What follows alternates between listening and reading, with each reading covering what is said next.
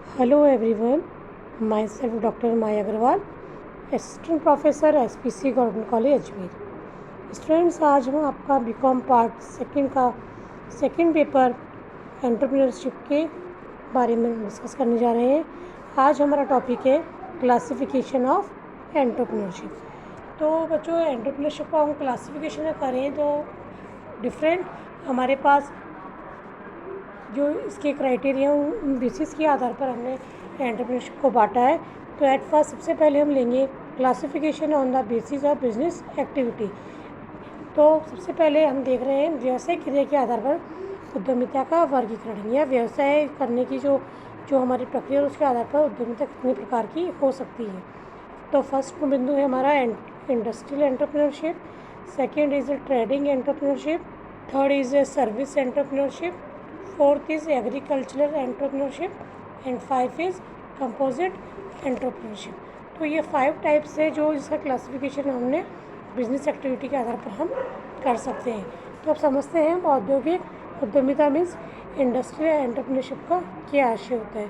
तो कहने का आशय ये है कि जिस उद्यमिता से किसी भी निर्माण कार्य उत्पादन का विकास होता है उसे हम औद्योगिक उद्यमिता कहते हैं। इंडस्ट्रियल एंटरप्रेन्योरशिप मीन्स जो कोई रॉ मटेरियल हमारे पास होता है उस रॉ मटेरियल से हम कोई प्रोडक्शन तैयार करते हैं या कुछ न्यू प्रोडक्ट्स हम बनाकर समाज को देते हैं या नया प्रोडक्ट बनाकर उत्पादन उसका प्रोडक्शन करते हैं, तो वो क्या कहलाएगी हमारे लिए इंडस्ट्रियल एंटरप्रेन्योरशिप मीन्स जहाँ पर एंटरप्रेन्योर ने अपने श्रम का उपयोग करके अपनी पूंजी का विनियोग करते हुए श्रमिक और ह्यूमन और रिसोर्सेज जो है हमारे फिजिकल और ये ह्यूमन रिसोर्सेज का उपयोग करके उसको एक इंडस्ट्री के माध्यम से उत्पादन कार्य करके उसको वस्तु के रूप में उसका रूप परिवर्तन किया है या वस्तु का विकास किया है, तो उससे हम कहेंगे इंडस्ट्रियल एंटरप्रेन्योरशिप मीन्स कच्चे माल का उपयोग करके या फिर कोई वस्तु या निर्मित माल बना रहे हो उसे हम कहेंगे इंडस्ट्रियल एंटरप्रेन्योरशिप। तो ये हमारा फर्स्ट टाइप है। सेकंड हमारा है ट्रेडिंग एंटरप्रेन्योरशिप जिसे हम कहेंगे व्यापारिक उद्यमिता। इसका आशय है कि जिस एंटरप्रेन्योरशिप से व्यापारिक कार्य अर्थात हम कहें उत्पाद या सेवाओं के लेन देन का विकास और विस्तार होता है उसे व्यापारिक उद्यमिता कहते हैं। ऐसे इस प्रकार की उद्यमिता में बच्चों क्या होता है, सबसे पहले बाजार मार्केट रिसर्च किया जाता है कि मार्केट में किस प्रकार के उत्पाद की मांग है, वर्तमान में ग्राहक की क्या आवश्यकता है, ग्राहक किन वस्तुओं को पसंद करता है, किन वस्तुओं को पसंद नहीं करता है। तो ट्रेडिंग एंटरप्रेन्योरशिप वह एंटरप्रेन्योरशिप कहलाएगी जो अपने व्यापार को विस्तार के लिए या कहें हम मार्केट में प्रवेश करने के लिए जो उद्यमी प्रयास करता है जिसके द्वारा वह अपने व्यापार को बढ़ाने का प्रयास करता है, वस्तुओं की मांग एवं पूर्ति में संतुलन रखता है, अपनी वस्तु की मांग को बढ़ाता है तथा ग्राहकों की मांग के अनुरूप वस्तुओं का उत्पादन करता है, उसे हम कहेंगे ट्रेडिंग एंटरप्रेन्योरशिप। तो ट्रेड को बढ़ाने के लिए अपने व्यापार को बढ़ाने के लिए निरंतर उद्यमी को प्रयास करना होता है, एफर्ट्स करने होते हैं कि एंटरप्रेन्योर को, तभी वह मार्केट में जम पाता है। इसे हम मार्केटिंग एंटरप्रेन्योरशिप भी कहते हैं क्योंकि इसमें पहले जैसे हमने देखा है कि मार्केटिंग का जो कार्य होता है जब भी शुरू होता है तो उत्पादन से पूर्व शुरू होता है। क्यों? क्योंकि मार्केटिंग में हम देखने का जो प्रयास करते हैं कि वस्तु ग्राहक क्या चाहता है और उसके अनुरूप हम वस्तुओं की रिसर्च करते हैं, मार्केट की रिसर्च करते हैं, उसकी मांग का डिमांड के एनालिसिस करते हैं, उससे पश्चात हम प्रोडक्शन पर ध्यान देते हैं। तो इसलिए ट्रेडिंग एंटरप्रेन्योरशिप महत्वपूर्ण भूमिका निभाती है। नेक्स्ट है हमारा सर्विस एंटरप्रेन्योरशिप। सर्विस एंटरप्रेन्योरशिप का मतलब है जिस उद्यम से सर्विस सेक्टर या सर्विस का विकास होता है उसे हम सर्विस एंटरप्रेन्योरशिप कहते हैं। जैसे मान लीजिए आज हमारे देश में कोरियर है, कम्युनिकेशन है, मनोरंजन है, अनेक तरह के इस तरह की सुविधाएं हैं, इंश्योरेंस है, ये सबके जरिए ग्राहकों को सेवाएं प्रदान कर रही है। इस तरह से आप देखिए जो ओला मार्केट में चल रहा है, ओला की तरह हम गाड़ी बुक कर सकते हैं, जोमेटो है जिस पर हम अपनी जो भी चीज़ हमें डिश खानी उसको हम ऑर्डर कर सकते हैं।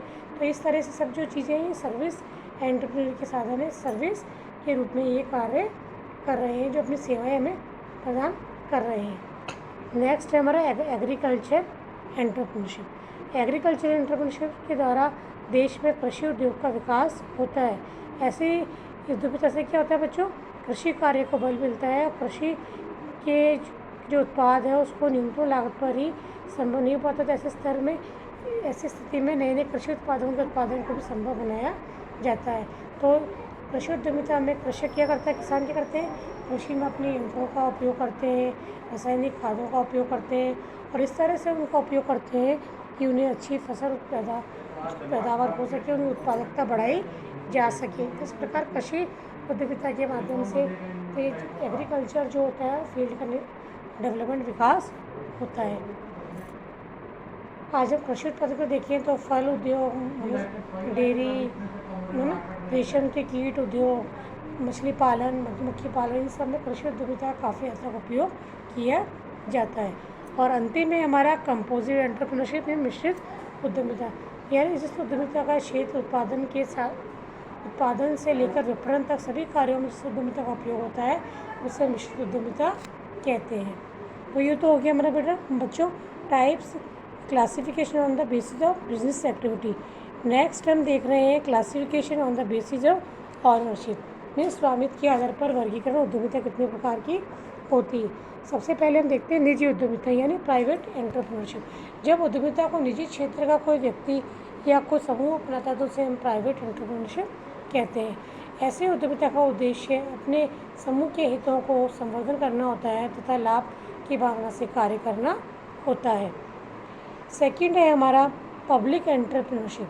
पब्लिक एंटरप्रेन्योरशिप मीन्स ऐसे उद्यमिता जो सरकार द्वारा प्रायोजित की जाती है, यानी ऐसे उद्यमिता को वे लोग अपनाते हैं जो राजकीय सेवा में होते हैं तथा ऐसे उद्यमिता में सरकारी नीतियों के अनुरूप सरकार के धन से अपनाई जाती है, उसे हम कहते हैं सार्वजनिक या राजकीय उद्यमिता। नेक्स्ट बिंदु है हमारा joint sector entrepreneurship. Joint sector entrepreneurship में संयुक्त क्षेत्र की उद्यमिता, या हम कहें जब सरकारी या सार्वजनिक क्षेत्र तथा निजी क्षेत्र के उद्यमी मिलकर उद्यमिता को अपनाते हैं तो उस प्रकार की उद्यमिता को हम संयुक्त क्षेत्र की उद्यमिता कहते हैं।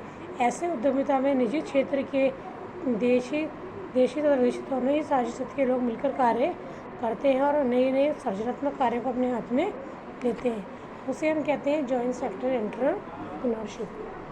एंड लास्ट है हमारा कोऑपरेटिव एंटरप्रेन्योरशिप। कोऑपरेटिव एंटरप्रेन्योरशिप का आशय है बच्चों कि सहकारी उद्यमिता। सहकारिता उद्यमिता वह होती है जो सहकारिता के सिद्धांतों को ध्यान में रखकर अपनाई जाती है। इस उद्यमिता में एक सबके लिए तथा सब एक के लिए मीन्स ट्रस्टीशिप का जो गांधी जी की थ्योरी उसको अपनाया जाता है। इसमें सभी एक के लिए तो सब एक के लिए मिलकर उस भावना से कार्य करते हैं ताकि सबका कल्याण हो, सबके हितों की रक्षा हो, उसे हम कहते हैं सहकारिता उद्यमिता। नेक्स्ट है हमारा बच्चों classification based on nature. Means उद्यमिता की प्रकृति के आधार पर अगर हम देखें तो उद्यमिता को हम दो भागों में बांट सकते हैं। फर्स्ट है हमारी नैतिक उद्यमिता जिसे हम कहेंगे रूटीन एंटरप्रेन्योरशिप। रूटीन एंटरप्रेन्योरशिप में बच्चों का आशय ऐसे उद्यमिता से माना जाता है जो केवल सामान्य उपक्रम की स्थापना में एस्टेब्लिशमेंट और उसके ऑपरेशन संबंधित होती है और इस प्रकार के उपक्रम में केवल दैनिक कार्यों पर ही अधिक ध्यान दिया जाता है। इसमें नवाचार पर विशेष ध्यान नहीं दिया जाता, उससे हम कहते हैं रूटीन एंटरप्रेन्योरशिप। सेकंड है हमारा न्यू एंटरप्रेन्योरशिप। न्यू एंटरप्रेन्योरशिप का मतलब नवीन उद्यमिता। नवीन उद्यमिता से आशय कैसे उद्यमिता से लगाया जाता है जिसके अंतर्गत जो एंटरप्रेन्योर इनोवेशन पर बल देता है, क्रिएटिव कुछ करता है, यानी वे क्रिएटिव करता है, कुछ नया इनोवेशन उसमें चेंजेस करता है। कि रूटीन एंटरप्रेन्योरशिप पर इस पर ध्यान नहीं दिया जाता है, लेकिन न्यू एंटरप्रेन्योरशिप में इनोवेशन को फोकस करते हुए नई नई विधियों को अपनाने पर, नए नए तरीके से कार्य करने पर बल दिया जाता है। क्योंकि एंटरप्रेन्योर वही होता है जो रिस्क लेता है, और रिस्क कब लेगा वो जब नई नई टेक्निक का यूज़ करेगा, इनोवेशन करेगा। इनोवेशन करने के पश्चात ग्राहकों का उस पर क्या रुझान रहता है, किस तरह से प्रतिक्रिया रहती है, उसको सहन करने की शक्ति भी उसमें होनी चाहिए। तो नवीन उद्यमिता ऐसी उद्यमिता है जिसमें इनोवेशन पर, क्रिएशन पर ध्यान दिया, क्रिएटिविटी पर ध्यान दिया जाता है। नेक्स्ट है बच्चों हमारा classification on the based on size. Size की अगर हम बात करें तो साइज़ के आधार पर, आकार के आधार पर भी हम एंटरप्रेन्योरशिप को दो भागों में बांट सकते हैं। फर्स्ट है small scale entrepreneurship and second is a large scale entrepreneurship.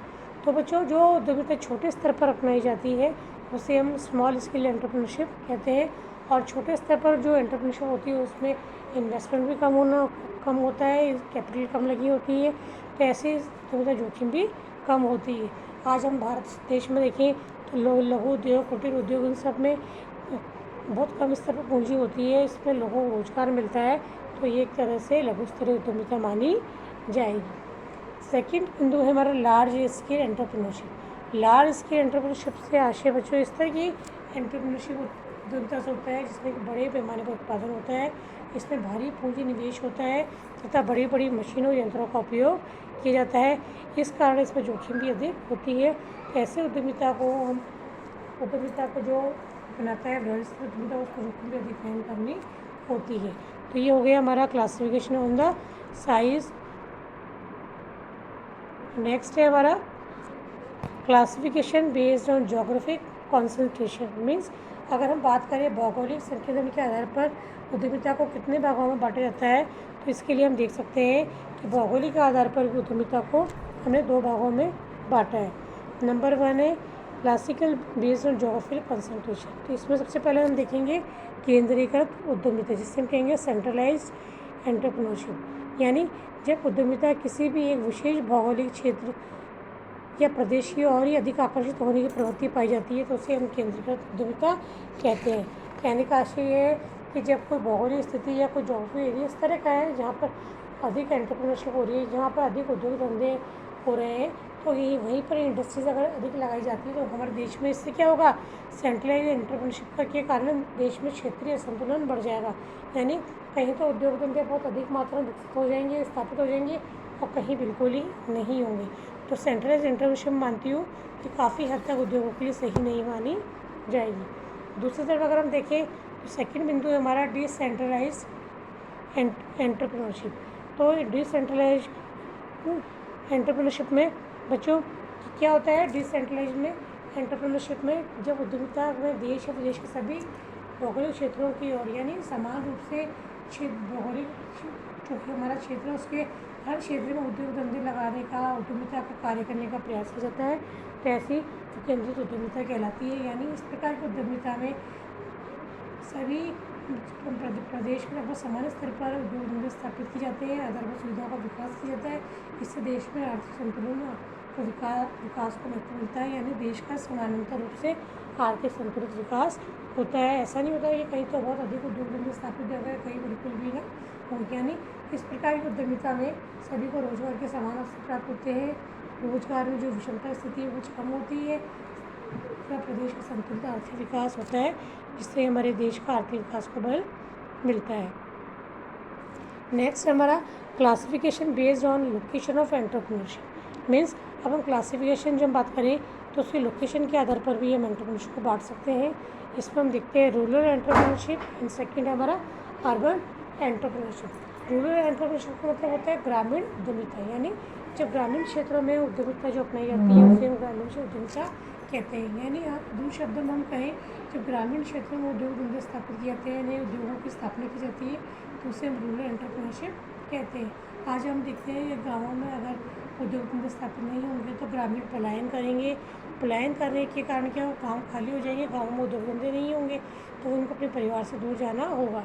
लेकिन अगर हम गाँवों में ही ग्रामीण उद्यमिता को प्रोत्साहित करेंगे तो रूरल एंटरप्रेन्योरशिप को बल मिलेगा और व्यक्ति अपने क्षेत्र में रहकर ही, अपने गाँव और एरिया में रहकर ही अपनी अल्प पूंजी से ही अपने व्यवसाय को शुरू कर पाएगा। उससे क्या उसे ऐसे उद्यमिता स्वावलंबन को बल मिलता है तथा उद्यमी अपनी पहलपन की भावना का उपयोग करते हुए स्वतंत्र रहते हुए अपने कार्य को कर सकता है। सेकंड है हमारा अर्बन एंटरप्रेन्योरशिप। अर्बन एंटरप्रेन्योरशिप में हम देखते हैं कि शहरी उद्यमिता, यानी जब शहरों में एंटरप्रेन्योरशिप को बढ़ावा देता है, यानी जो शहरों में उद्योग धंधे विकसित होते हैं तो उसे हम शहरी एंटरप्रेन्योरशिप कहते हैं। तो इस प्रकार के एंटरप्रेन्योरशिप में क्या होता है बच्चों, पूंजी प्रदान होते हैं, पूंजी की अधिक आवश्यकता होती है। कि शहरों में हम देखते हैं आजकल ऑटोमेटिक और कंप्यूटर्स के द्वारा मशीनों का संचालन किया जाता है, जिसके द्वारा उद्यमिता को बल मिलता है। लेकिन इस प्रकार की उद्यमिता में वायु प्रदूषण है ना, और जल प्रदूषण आदि का खतरा भी बढ़ जाता है, क्योंकि तकनीक का, मशीनों का बड़े स्तर पर उपयोग किया जाता है। शहरों में आधुनिकीकरण की स्थिति में उस तरह की वस्तुओं का उत्पादन किया जाता है जिससे प्रदूषण भी होता है। तो इस प्रकार बच्चों हमने देखा कि हम उद्यमिता को विभिन्न वर्गों में बांट सकते हैं, अलग अलग स्तर आधार पर उद्यमिता का वर्गीकरण कर सकते हैं। तो इस प्रकार उद्यमिता के वर्गीकरण के पश्चात हम कह सकते हैं कि एक उद्यमिता को हमने जो इन आधारों पर बांटा है उसके हिसाब से हर क्षेत्र में उद्यमिता का अपना महत्वपूर्ण रोल है। और आज हम देखें तो एक उद्यमी ही है जो जोखिम उठाकर हर स्तर पर अपने व्यवसाय को बढ़ाते हुए लाभ कमाने का प्रयास करता है, ताकि देश में उद्योग धंधों को बल मिले और देश का संतुलित आर्थिक विकास हो पाए।